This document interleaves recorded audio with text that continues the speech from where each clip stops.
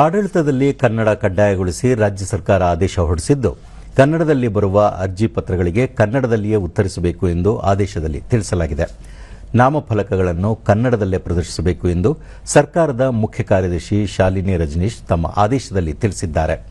ವಿಧಾನಮಂಡಲದ ಕಾರ್ಯಕಲಾಪಗಳು, ಪತ್ರ ವ್ಯವಹಾರ, ಗಮನ ಸೆಳೆಯುವ ಸೂಚನೆ ಇತ್ಯಾದಿಗಳು ಕಡ್ಡಾಯವಾಗಿ ಕನ್ನಡದಲ್ಲಿಯೇ ಸಲ್ಲಿಸಬೇಕು. ನೇಮಕಾತಿ, ವರ್ಗಾವಣೆ ಮತ್ತು ರಜೆ ಮಂಜೂರಾತಿ ಇತರ ಎಲ್ಲ ಸರ್ಕಾರದ ಆದೇಶಗಳನ್ನು ಕನ್ನಡದಲ್ಲಿಯೇ ಪ್ರಕಟಿಸಬೇಕು ಎಂದು ಸೂಚನೆ ನೀಡಿದ್ದಾರೆ. ಕಚೇರಿಗಳಿಗೆ ಒದಗಿಸಿರುವ ಆಂಗ್ಲ ಭಾಷಾ ನಮೂನೆ, ದಾಖಲೆ ಪುಸ್ತಕ ಮುಂತಾದವುಗಳನ್ನು ಕನ್ನಡದಲ್ಲಿ ಭರ್ತಿ ಮಾಡಬೇಕು. ಆಂತರಿಕ ಪತ್ರ ವ್ಯವಹಾರ, ಕನ್ನಡದ ಟಿಪ್ಪಣಿ ಕನ್ನಡದಲ್ಲಿಯೇ ಇರಬೇಕು. ಸಭಾ ಸೂಚನೆ, ಕಾರ್ಯಸೂಚಿ, ಸಂಕ್ಷಿಪ್ತ ಟಿಪ್ಪಣಿ ಹಾಗೂ ನಡಾವಳಿಗಳನ್ನು ಕನ್ನಡದಲ್ಲಿ ತಯಾರಿಸಿರಬೇಕು. ಈ ಮೂಲಕ ಸರ್ಕಾರದ ಭಾಷಾ ನೀತಿಯನ್ನು ಯಶಸ್ವಿಯಾಗಿ ಕಾರ್ಯರೂಪಕ್ಕೆ ತರಬೇಕು ಎಂದು ನಿರ್ದೇಶನ ನೀಡಿದ್ದಾರೆ.